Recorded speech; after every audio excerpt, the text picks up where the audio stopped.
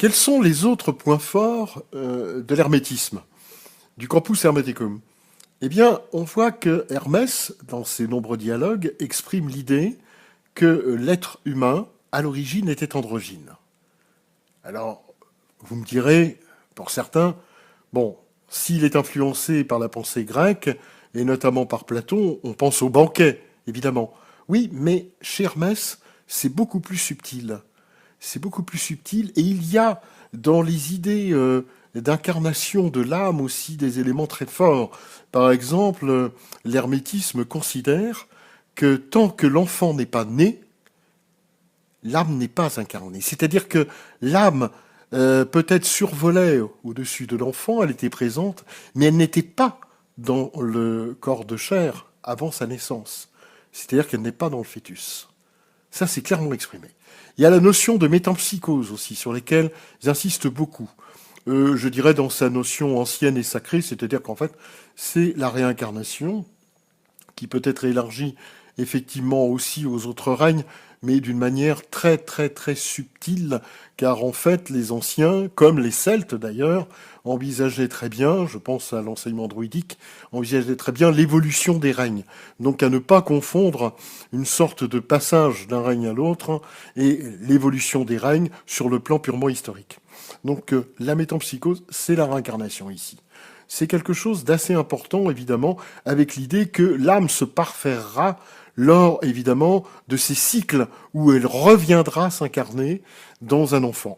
Voilà, dans un nouveau-né. On sait en général que Hermès Trismégiste, Hermès Trismégisto, le trois fois grand, les trois parties de l'œuvre et du grand œuvre, est attaché évidemment à définir les mystères de la nature suivant une acception purement alchimique. Oui, hein, nous lirons tout à l'heure le texte de la table d'émeraude, le soleil est le père de la pierre philosophale, la lune en est la mère, etc. Bon. Ce qui est en haut est comme ce qui est en bas, nous dit Hermès. Et ça exprime aussi une autre réalité.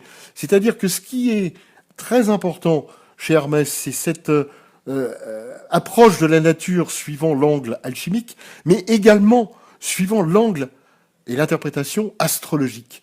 D'ailleurs, dans l'Asclépios, et en même temps dans les fragments de Stobé, donc partie de ces différents corpus, on a la présence d'un certain nombre de textes qui s'attachent directement à parler de l'astrologie, et notamment de l'importance qui était tout à fait prévalente chez les Égyptiens des fameux décans. Les fameux décans, c'est très important, l'importance des décans dans les signes du zodiaque. Voilà. Et on sait très bien que ceci permettait de régir le fameux calendrier égyptien. C'est d'une toute aussi grande importance, pourrait-on dire, que l'alchimie. Car d'ailleurs, l'astrologie est aussi une science sacrée, nous le savons bien. Alors, quelle est l'autre science sacrée que l'hermétisme s'attachera à expliciter, si je puis dire, et à interpréter, suivant évidemment sa conception particulière? C'est la magie. C'est la magie, et la magie, en fait, consiste dans le problème de l'incubation. Cette incubation, on la retrouvera, elle sera évoquée dans les textes, parfois par Manéthon et par d'autres auteurs qui nous donneront un certain nombre d'exemples. Donc il y a les oracles qui se rendront par incubation du Dieu. C'est-à-dire qu'en fait, à un moment donné, l'être humain est animé par le Dieu. Et là, il s'agit de Thoth-Hermès, hein, le dieu donc égypto-grec. Voilà. C'est très important. Il y a eu aussi des relations qui se nouèrent entre Hermès et la conception donc du dieu funéraire qui est Anubis. Ce n'est pas non plus sans intérêt cette question. Il faudra souvent imaginer que peut-être il y a un contexte particulier dans lequel, en réalité, les deux dieux n'en font qu'un. Il y a eu donc de nombreux auteurs qui s'intéressèrent à la pensée hermétique et surtout évidemment au mystère égyptien dans leur grande ampleur. Je pense à Jean Blic, particulièrement avec ses mystères d'Égypte, bien sûr, mais je pense aussi à Plutarque et je pense au plus ancien auteur qui était Hérodote et qui nous décrit la tradition égyptienne dans tous ses mérites, si je puis dire, sur le plan spirituel. Mais il faut savoir que l'auteur chrétien Lactance, à propos de l'hermétisme, nous donne une clé synthétique merveilleuse quand il nous dit « Hermès a découvert, je ne sais comment, presque toute la vérité ». Alors quand on sait qui était Lactance et la foi chrétienne qu'il animait, c'est quand même extraordinairement intéressant. Et cela laisse bien supposer que Lactance n'imaginait pas qu'Hermès avait succédé au Christ, mais qu'il était antérieur. Ça aussi, c'est important. Alors pour terminer, je pense que l'évocation de cette fameuse table d'émeraude, la table d'émeraude d'Hermès Trismégiste, qui est évidemment, on peut dire, l'archétype central de toute la pensée alchimique, eh bien, nous donne en fait à penser qu'effectivement Hermès, aussi bien sur le plan alchimique que sur le plan magique, que sur le plan astrologique, était détenteur de clés essentielles. N'oublions pas que c'est Thoth Hermès, c'est-à-dire l'écriture, donc chez les Égyptiens, mais l'écriture, c'est l'écriture qui ne peut émaner que du savant, de celui qui sait.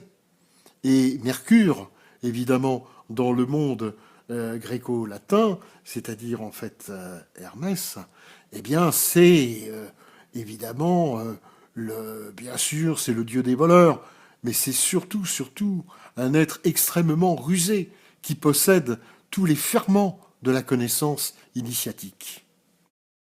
Nous avons parlé du corpus hermeticum dans lequel se trouvent donc les écrits de Stobée, les fragments hermétiques dits de Stobée. Or, il y en a un qui doit retenir notre attention, c'est celui qui fait allusion au secret. Voilà ce qu'il est écrit. Évite cependant les entretiens avec la foule.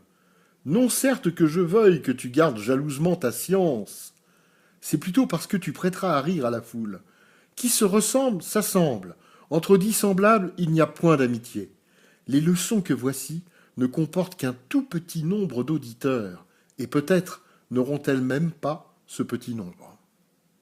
11e fragment hermétique de Stobée. Alors pour en revenir à l'alchimie, nous allons lire ce texte de la table d'émeraude. Tabula smaragdina d'Hermès Trismégiste. Il est vrai, sans mensonge, certain et très véritable. Ce qui est en bas est comme ce qui est en haut, et ce qui est en haut est comme ce qui est en bas. Par ces choses se font les miracles d'une seule chose.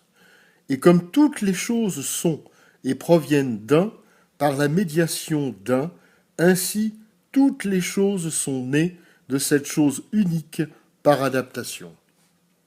Le soleil en est le père, et la lune la mère. Le vent l'a porté dans son ventre. La terre est sa nourrice et son réceptacle. Le père de tout le télème du monde universel est ici. Sa force ou puissance reste entière, si elle est convertie en terre. Tu sépareras ta terre du feu, le subtil de l'épais, doucement, avec grande industrie. Il monte de la terre et descend du ciel, et reçoit la force des choses supérieures et des choses inférieures. Tu auras par ce moyen la gloire du monde, et toute obscurité s'enfuira de toi. C'est la force, forte de toute force, car elle vaincra toute chose subtile et pénétrera toute chose solide. Ainsi, le monde a été créé. De cela sortiront d'admirables adaptations, desquelles le moyen ici est donné. C'est pourquoi j'ai été appelé Hermès Trismégiste, ayant les trois parties de la philosophie universelle. Ce que j'ai dit de l'œuvre solaire est complet.